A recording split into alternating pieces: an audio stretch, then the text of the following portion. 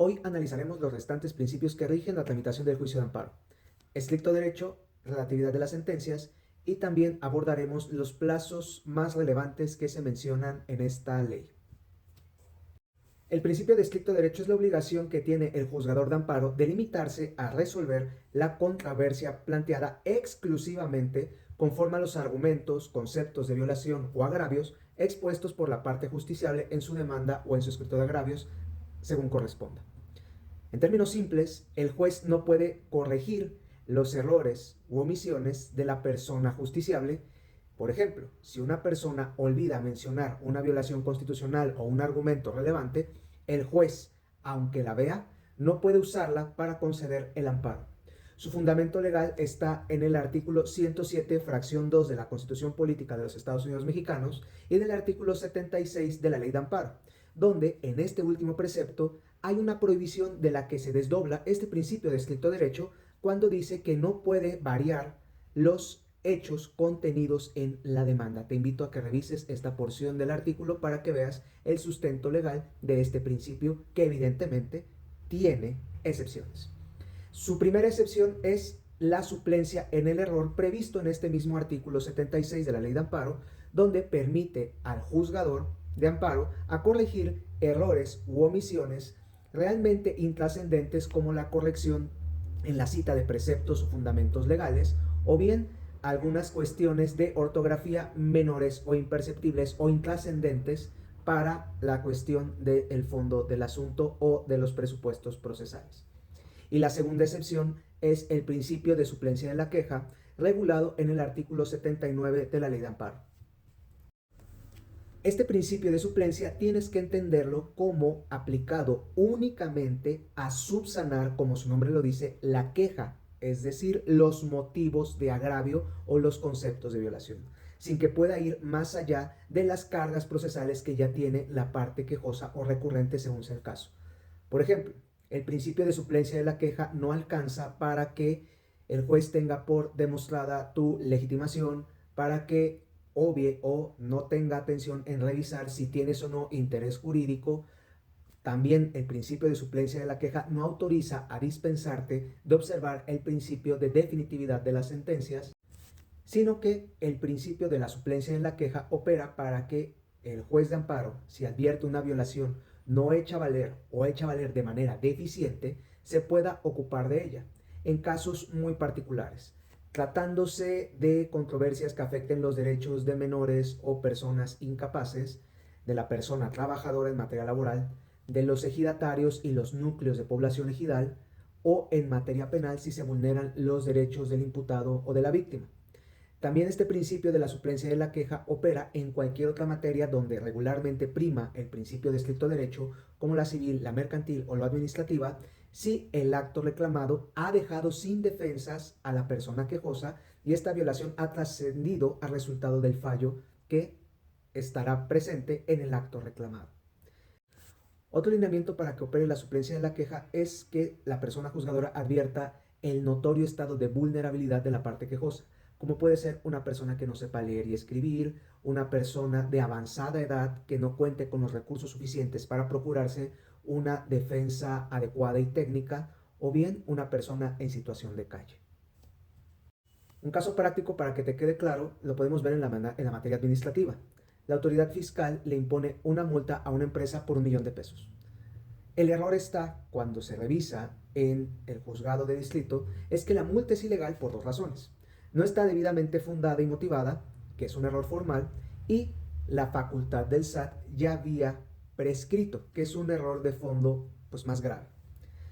En este caso, al formular la demanda de amparo, el abogado de la empresa, por descuido, solo argumenta en su demanda que la multa no está bien motivada y se olvida de impugnar la falta de fundamentación y el tema de prescripción de la facultad de cobro que tiene la autoridad fiscal, que regularmente es de 5 años. El resultado es que el juez de distrito nota que la facultad ya prescribió, pero como es materia administrativa donde rige el principio de estricto derecho, no puede abordar ese tema, sino únicamente analiza la falta de motivación. También opera una excepción al principio de estricto derecho cuando la suplencia de la queja se advierta aplicable en casos de cualquier materia cuando el acto reclamado se funde en normas declaradas inconstitucionales por jurisprudencia de la Suprema Corte de Justicia de la Nación o de los plenos regionales. La jurisprudencia de los plenos regionales únicamente obliga a suplir la queja en los conceptos de violación o los agravios a los jueces de distrito o tribunales colegiados de circuito que estén dentro de la región correspondiente del pleno que emitió ese criterio vinculante. Derivado de la reforma de 2025, el principio de suplencia de la queja se amplió para los grupos más vulnerables que estimó el legislador. Por ejemplo, tratándose de la clase trabajadora, amplió el espectro de protección hacia los trabajadores que también están regulados en su relación laboral por el apartado B del artículo 123 constitucional, lo que comúnmente conocemos como relaciones laborales burocráticas.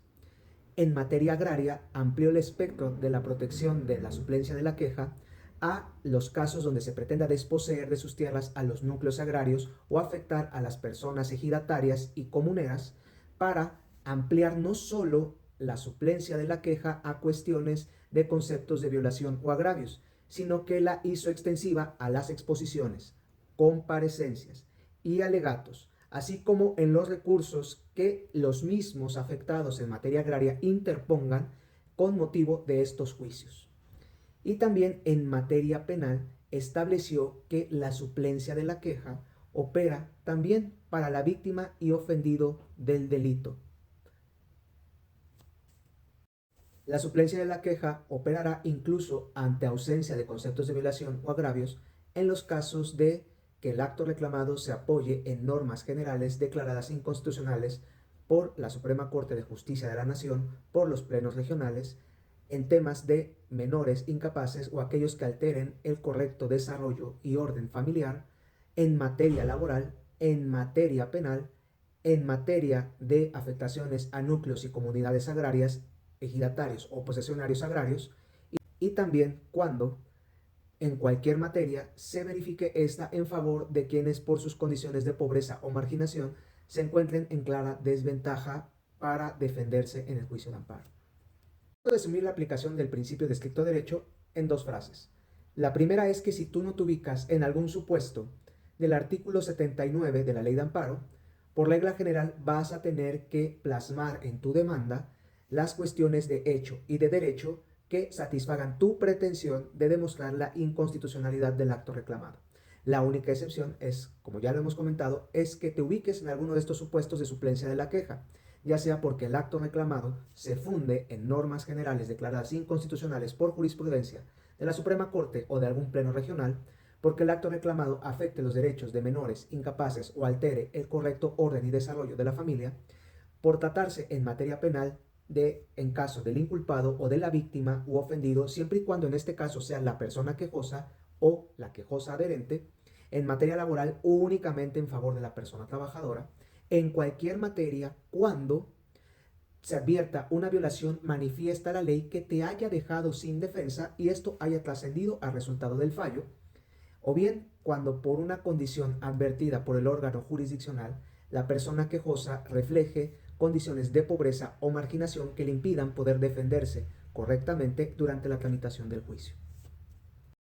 El principio de relatividad de las sentencias de amparo es conocida como la fórmula de Mariano Otero, porque en las discusiones que se verificaron para llevar a nivel nacional la figura que el pensador jurídico Manuel Crescencio Rejón ideó en la Constitución de Yucatán, se verificó esta postura del jurista para establecer que las sentencias de amparo solo deberían surtir efectos respecto de las personas que intervinieron en el juicio.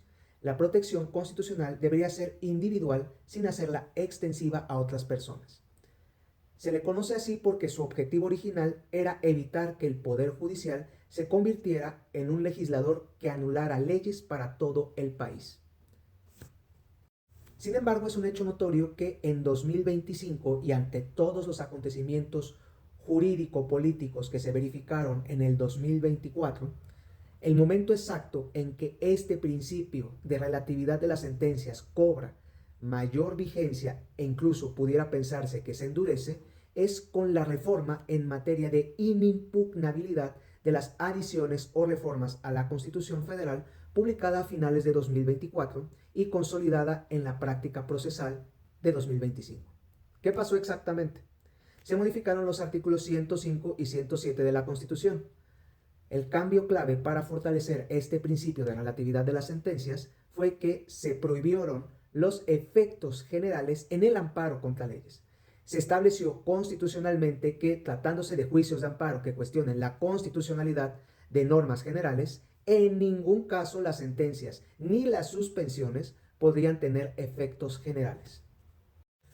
¿Por qué puede decirse válidamente que se está ante un endurecimiento del principio de relatividad de las sentencias si la fórmula Otero, desde que la propuso este pensador, pues se basaba en que únicamente la sentencia de amparo protegiera a las personas que lo promovieran? Porque antes de 2025, si un juez de amparo consideraba que una ley era una violación general y masiva a los derechos humanos, otorgaba una suspensión con efectos generales, frenaba la ley para todos mientras duraba el juicio. Recordemos los amparos contra la ley de la industria eléctrica.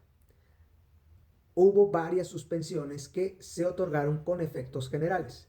Sin embargo, este tipo de suspensiones en el juicio de amparo ya no pueden ser objeto de su dictado, atendiendo a que el artículo 107 constitucional ya prohíbe explícitamente que el juez otorgue esa protección con efectos generales.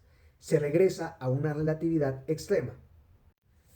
La Declaratoria General de Inconstitucionalidad es el procedimiento que rompe con la rigidez del principio de relatividad de las sentencias.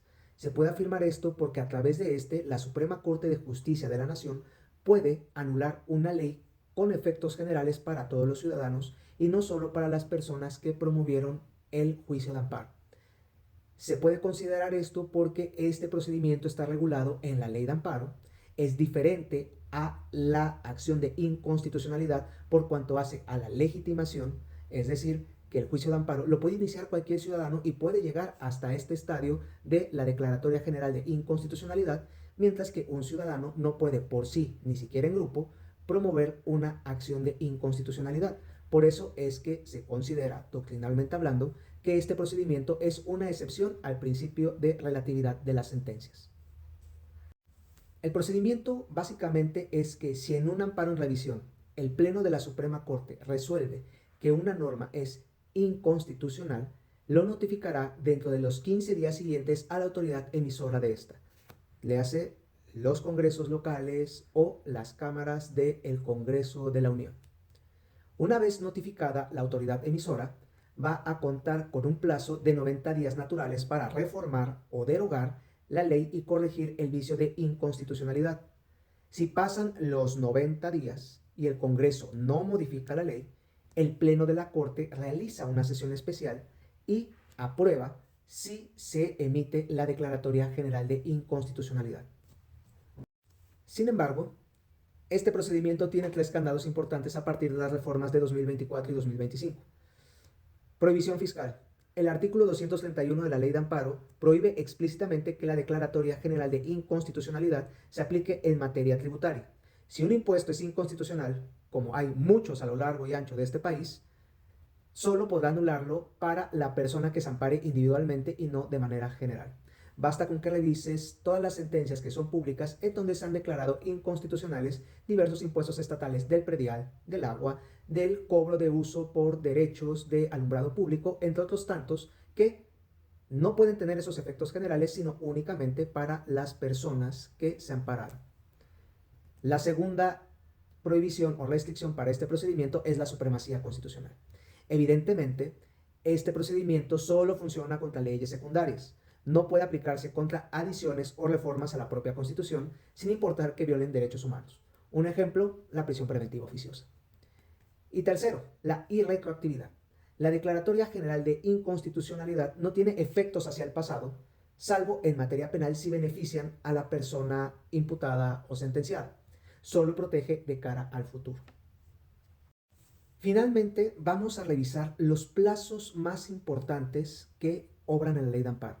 Son varios, pero vamos a ir revisando algunos en cada parte específica de las clases que vamos a tener en días posteriores. Por ejemplo, los plazos relativos a la resolución de del amparo directo o del amparo en revisión lo veremos cuando abordemos todas las funciones y competencias de los tribunales colegiados. Hecha esta precisión, te comento que hay plazos para la presentación de la demanda que, por regla general, son 15 días. Es el plazo estándar para promover el juicio de amparo contra cualquier acto reclamado. Será de 30 días cuando una ley o norma de carácter general autoaplicativa, quiere decir que te afecte desde que entre en vigor, insisto, será de 30 días el plazo para que puedas promover la demanda de amparo. 8 años en materia penal cuando se reclame una sentencia definitiva condenatoria que imponga pena de prisión. 7 años cuando se reclamen actos que afecten derechos agrarios de núcleos de población ejidal o comunal o los derechos colectivos de estas poblaciones agrarias. Cualquier tiempo, es decir, imprescriptible, no hay plazo cuando se reclamen actos que importen peligro de privación de la vida, ataques a la libertad personal, privación de comunicación con otras personas, lo que conocemos como incomunicación, deportación, expulsión, desaparición forzada o algún acto prohibido en el artículo 22 constitucional como la confiscación de bienes. Plazos para interponer recursos. La impugnación. Plazo general para el recurso de revisión. 10 días. 5 días para interponer el recurso de queja por regla general. Excepciones. 2 días si es contra la negativa de una suspensión de plano o la provisional. Excepción. En cualquier tiempo cuando la persona juzgadora sea omisa en tramitar la demanda de amparo. 3 días para el recurso de reclamación que procede contra los autos de trámite dictados por el presidente de los órganos colegiados: Suprema Corte, Tribunal Colegiado de Apelación, Tribunal Colegiado de Circuito. 15 días para interponer el recurso de inconformidad contra el cumplimiento de la sentencia o la declaratoria de repetición del acto reclamado. Estos recursos los veremos a detalle ya en la tramitación del juicio de amparo y ahorita únicamente te di las reglas generales para su oportuna interposición. Plazos en el trámite inicial, prevenciones o admisión.